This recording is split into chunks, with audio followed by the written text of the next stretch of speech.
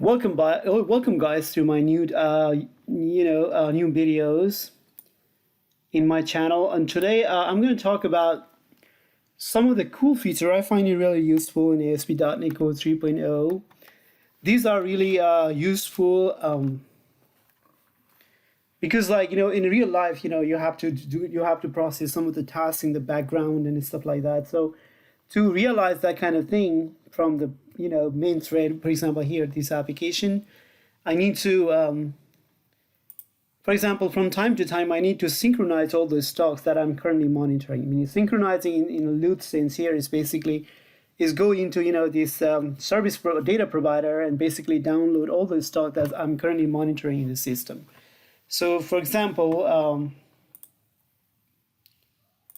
here are some of the publicly traded companies, or some of the companies that I'm basically interested in, or maybe I have an interest in, right? And I would like to have basic information, whether this stock is doing good or bad, or what's the issue going on. So I would like to keep track of the day-to-day market performance of this stock, and not only that, and all the news that's happening throughout the day. I would like to capture that information store those information into my database. For the purpose, I'm using the SQL database. So I have this table called company info. That's where I'm storing all the company that I'm interested in, or from my research or my investment or whatever. And then I would like to, for example, here,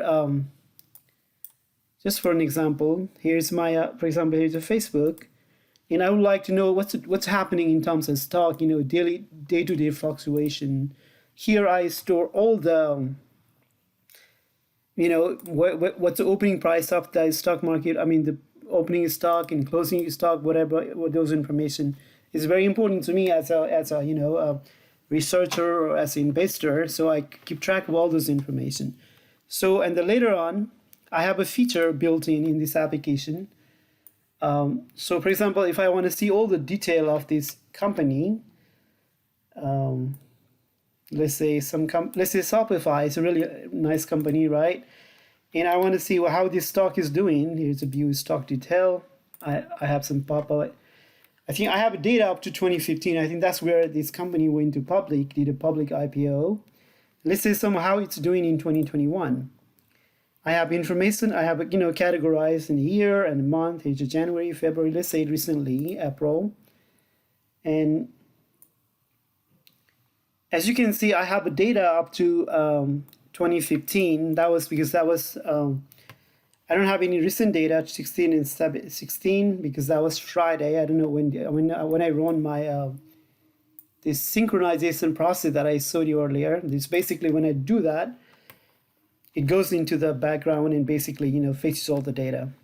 Anyway, this is a very useful tool. It will tell you starting from April 1st, it was on 1137. As you can see, the trend around 414, it was 1176. It was up, but for some reason, market, well, it's still up 1187 up to 15. And I have some graph here also. You can see the same data in the graphical representation. So which is neat feature. And also, this is by the closing price of the stock, and this one right here is by the volume. This is also really neat because, as you look at the daily and maybe data, whether volume is increasing and decreasing, if it's really increasing, you want to know why as an investor, Those kind of information is very, very valuable. And this one is not properly working yet. I'm still working on it. Basically, it just tells you when the stock market opened and what time, when it closed for the given day in the graphical representation. And this feature is also not complete yet. And here is the basic information of the stock, so I want to know, these are all the news aggregation basically. And then for the daily, I want to know all the news related to the company that I'm, interested in, or I have invested in, okay? So to realize something like that, I'm writing this application in ASP.NET Core 3.0. And as I told you before, and back in behind the scenes, it's using SQL Server to persist the data and stuff like that. So today, I'm going to talk about just a tiny feature of the application. Main feature, in a way, it's like the biggest feature because it synchronizes my data. So I'm going to talk about background services, how to write a multi-threaded background process here. Multi-threaded background process. So instead of running your, instead of downloading your stock market, for example, if I'm interested in Apple, it just goes grab the data for Apple. I don't like that, because I would like to have, for example, if I'm monitoring right now, maybe let's say a 20, I don't know how many companies I'm monitoring. Let's say I'm monitoring 34 different records. So behind the scene, I would like to spawn that many threads, and all of those threads basically running independently and grabbing the data and populating that into SQL Server database. And then I'm doing this. This is a feature. This is the main feature of the application. This is the admin feature. Of course, right now I don't have any authentication and authorization. I will be adding those features later on. So, for example, if I do this and you click this button right here, synchronize all the stuff, all those background process start running. I mean, like I create all the thread. I'll show you that code later, and it start working in the background. And then in the meantime, user, they have no clue that something is happening in the background, right? This whole application is still would be responsive. I could be visiting all of these applications without issue. Okay, let's look into the code, how to do something like that. So I will start from the controller. The basic assumption is like, following this application, my assumption is that you guys are familiar with the basic, understanding of MVC, that you know how the ASP.NET Core, ASP.NET Core Web API, stuff like that, it works, and you are familiar with the model and controller and views and stuff like that. And I'm using basically React in the foreground, or in the front end I'm using React application, in the background is ASP.NET Core. So let's start looking into basically. I have this controller called Daily Stock Downloader controller. This controller, for example, in the UI, when I click this button, all the route get redirected into that particular page. So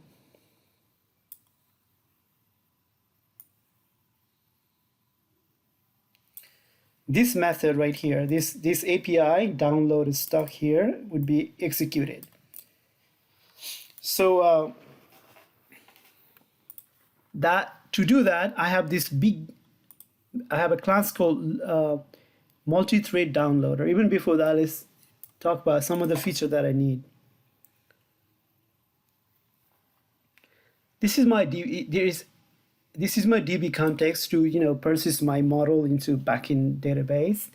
And then this is my interface of my multi-thread downloader. That's what we're going to talk about. I'll tell you later.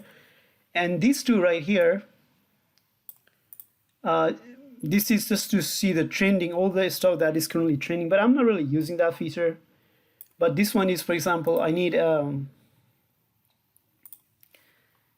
if you go into the home, this is really, as a investor or as a researcher in a financial market, this one is really, really cool. This is a live application.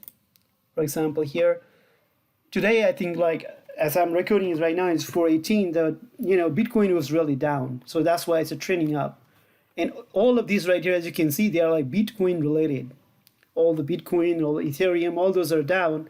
And I want to know, every day I come into this application, it will tell you, okay, what's really happening, what is trending. That's very, really cool application. If I go into, for example, detail, as you can see, Bitcoin is down today really bad. So I use this feature a lot because it will tell me, just by coming in here, tell me what's really going on throughout the day. I don't have to go through different websites to see the trend.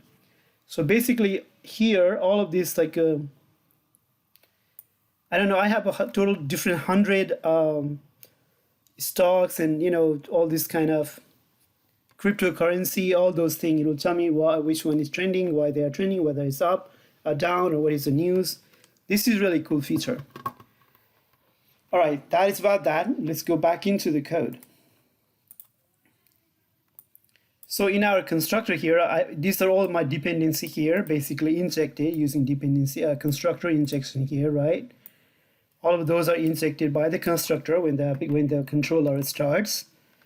And then, as I showed you before, we have a route here, download a stock, and then we just say, okay, go ahead and load a stock in news. Let's look at how this guy really works. That is the interface right here.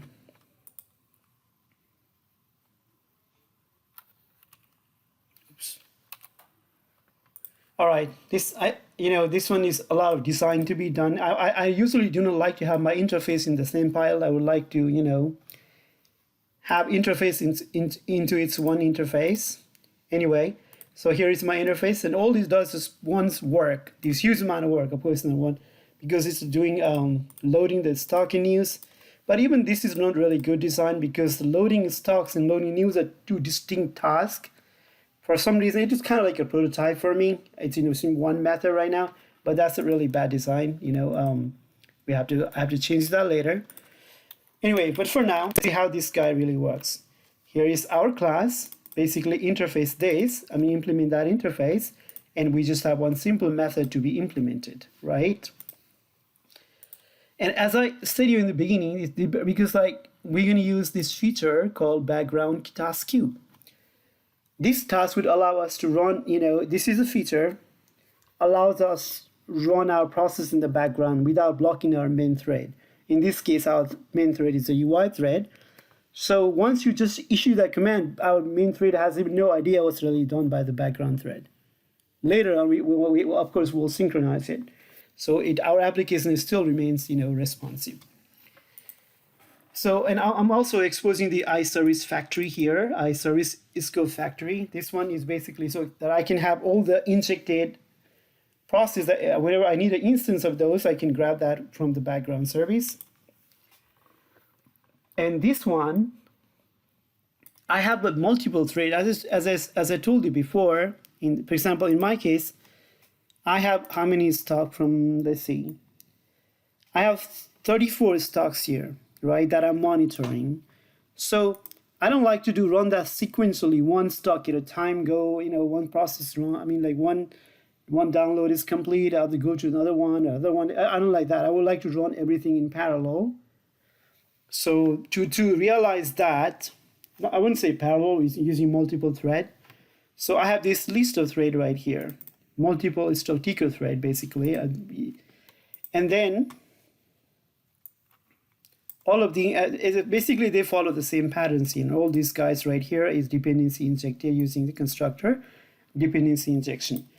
And then in the constructor,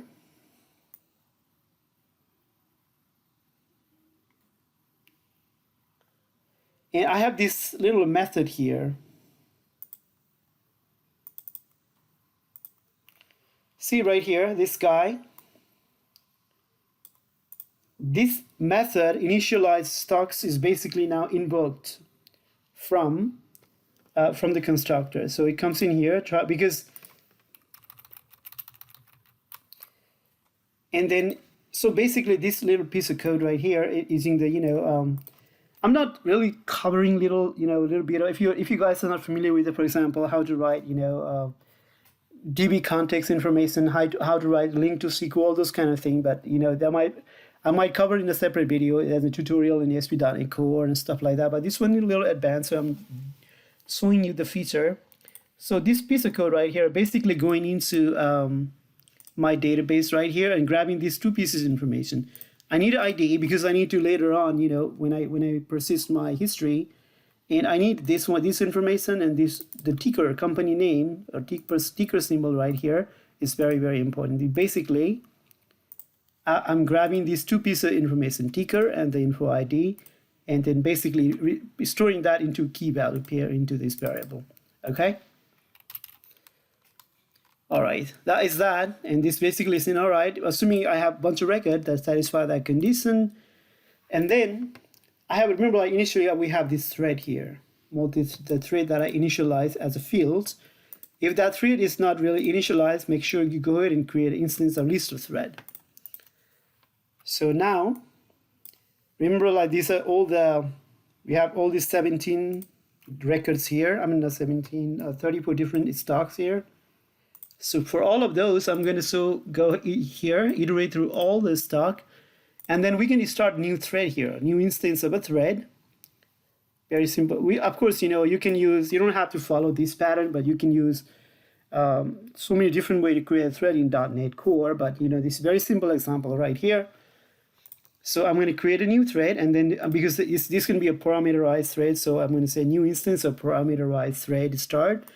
And then basically I have a method, because remember, like, you have to pass the lambda function here, the start thread, which I will show you later.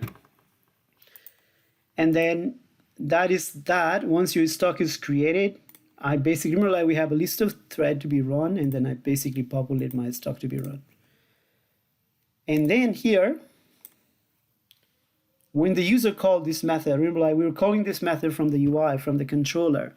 When the controller calls this method, so I basically now I have a thread, and remember, like, every thread has a start method, and then so basically I call the start method, and I pass the parameter. The parameter that I'm passing is the stock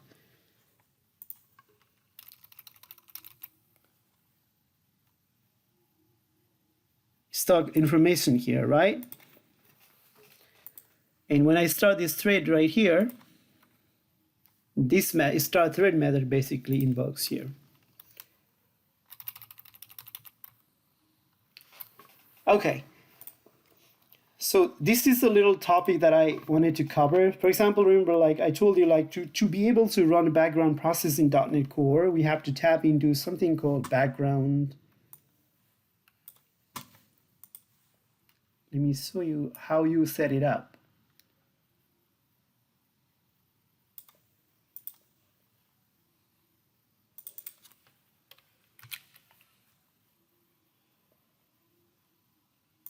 Okay. So I have this interface called iBackground task queue. In this task, we have basically two methods here. I have a method called QueueBackgroundWorkItem. It takes the lambda expression of the work item. And then basically this one is, we have a queue. To implement this, we'll have a queue. From there, sometimes we have to queue, and we have to sometimes dequeue, meaning we take out from the queue. And this is our interface. Let's see, the guy that implements this interface is background service queue. Let's look into that guy.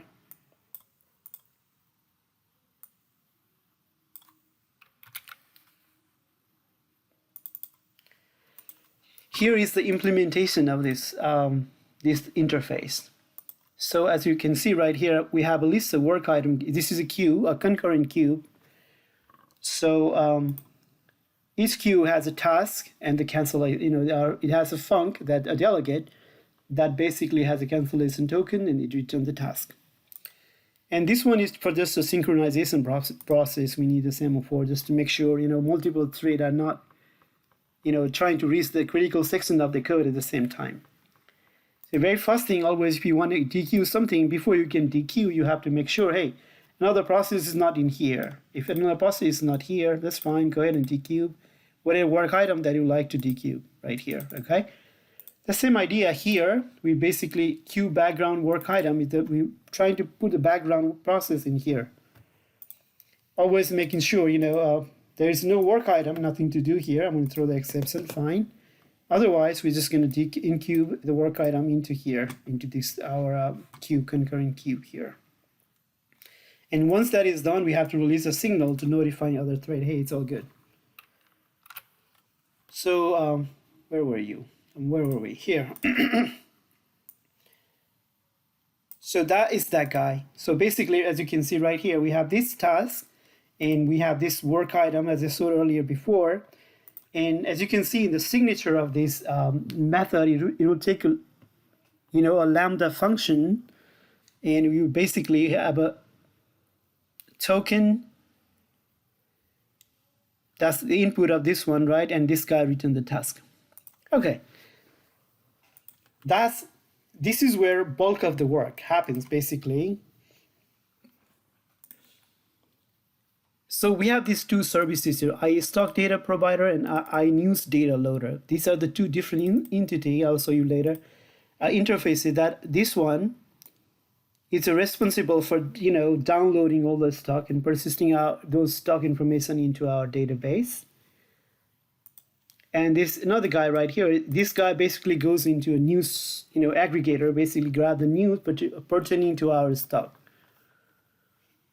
And remember, I was basically using this iService scope provide factory earlier here.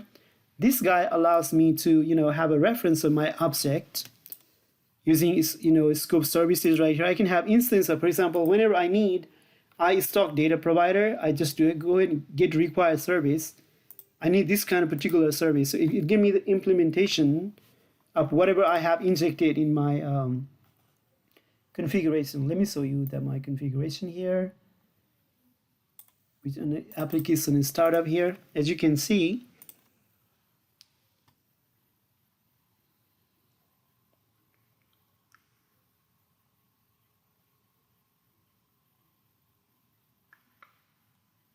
here is, for example, in my case, here's my stock data loader, and then here is my news data loader. This is how, for example, in that particular case, whenever I need the instance of this guy, whenever I use this interface, it gives me the implementation of news loader. Okay, news downloader. The name is weird. Okay, that is just for the dependency injection, because I have to have those instances. Because now remember, I'm no longer in the context of the main thread. I'm in the context of the background service. So inside here, if I need to have a reference to this one, this is how you do it. And then, for example, I need the context of stock DB context also, even though it is injected in the main thread, but I won't have access to it. So I have to use the scope service. Hey, give me that information also. All right, that's very cool. Now, finally, we're going to call this guy here load stock record. So basically, what happens is that each of those like 34 records, 34 stocks that I showed you, each of them going to call this method right here. Each of them are going to call here. Let's look at the implementation of this, how it is done. Here is the interface, and here is my implementation.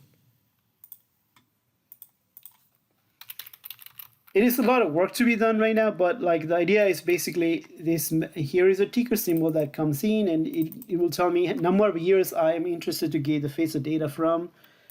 And then this is, I'm still implementing this one. Is basically sometime maybe if those information that you need right now is already there in the cache, just read from the cache. But I'm not really sure this is still used or not. But very first thing I'm going to do is go ahead and delete those stickers from the database, because I'm going to grab the new data. But of course, before deleting those records, I have behind the scene, I have a SQL Server trigger. So what happens, I don't want to lose all my data, right? I have a trigger, and then whenever delete happens, I have a delete trigger in the database. And all the record first basically put that into audit table, and then they are deleted here. And after that,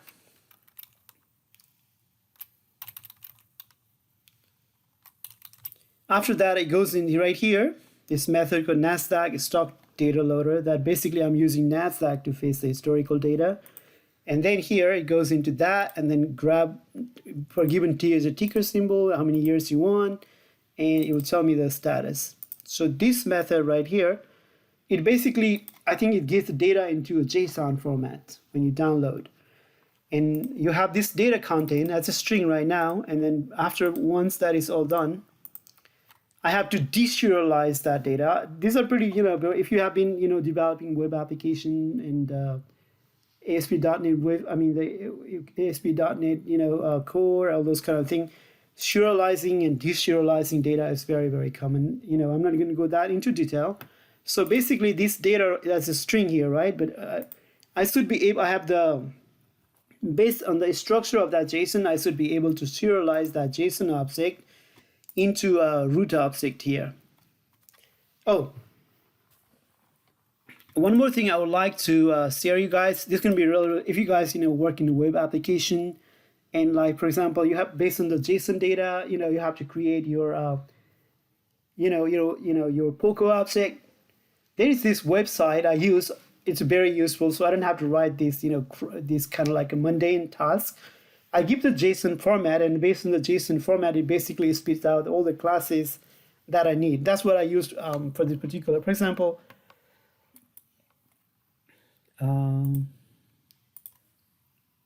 so here is the structure of my data. For example, here is the root. This basically, I didn't write this one. I basically provided a JSON structure, and then this website, I don't know what's the name of the website. I was able to just grab this piece of classes here, serialization classes here, and basically just use it and give the data content here, and then it was able to give me the root object here. Really cool.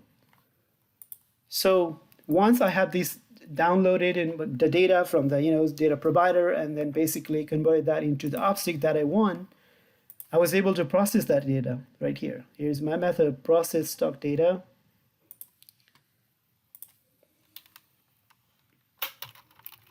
This one is a little ugly code because for example, I have a data that has, this basically plumbing code, basically making sure, it has a data, blah, blah, blah, if it is had data. So there's my stock history that basically corresponds to the, this table, stock history table. And it's a structure, making sure, and then, proper format, stuff like that. And then finally I say, all right, go ahead, here's my repository. I'm using something called unit of work repository because I don't want to insert one at a time, because first I want to put all of them in one shot. I want to run those into a batch. So basically here, I have this common repository, has an insert method. I've just put those information in here, and eventually everything is done. Remember, here's a loop. Let's see if I have 10,000 records here. And this 10,000 record for one thread. For example, 10,000 record, I don't know, maybe, I won't say 10,000, let's say maybe 4,000 record for a Facebook going back all the way, I don't know, maybe 10 or 15, 10 year, I don't know, when Facebook came out around 2012, or I don't know when it came out public. So up to that time, so I don't want do insert one at a time into backend database. So that's why once I'm all done, and eventually I commit here. I do exactly the same thing for the news. The same idea here. For example, using the unit of work for a common repository, here's some news information, and then finally commit those news information here. All right, let's see if everything is good. Let me try to show you what I mean. I'm gonna, here's my SQL Server. Let me go into, this is kind of cool. I'm going to my SQL Server profiler. So I can see, all the data that's coming in. And then now I'm just going to say, all right. I'm going to say, okay, I'll go ahead and synchronize this. I'm going to say synchronize all stock. So running in the background. At the same time, I can still should be able to interact with my my feature of the application, So it's non-blocking right here. But if I go into here, behind the scenes, so many things is happening. As you can see, it's a grabbing, it's a loading. As you can see, it's running in a batch. Remember, we have all these 34 different threads running, doing the work simultaneously. So that's what I was talking about. See, our application is still responsive, no problem here. And then we can still, let's see if we got any new data here for a snap. Let's see, view stock detail. I have to get rid of this one.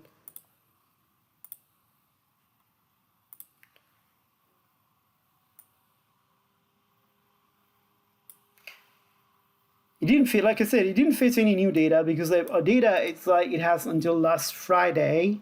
So that's I think 1 day before last Friday. So anyway, it's still the same data, but like as you can see, system is working simultaneously.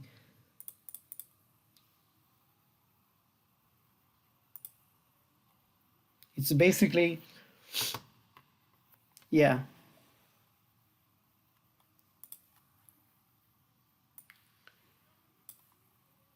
And then just to verify, I have audit table for a stock history right here because I don't want to lose the data. For example, because I delete, before you delete and everything, I want to make sure my data is,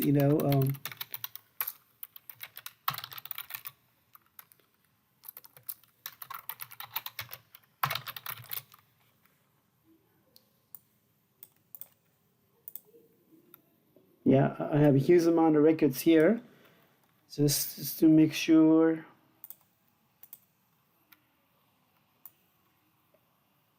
Yeah, all of them are basically,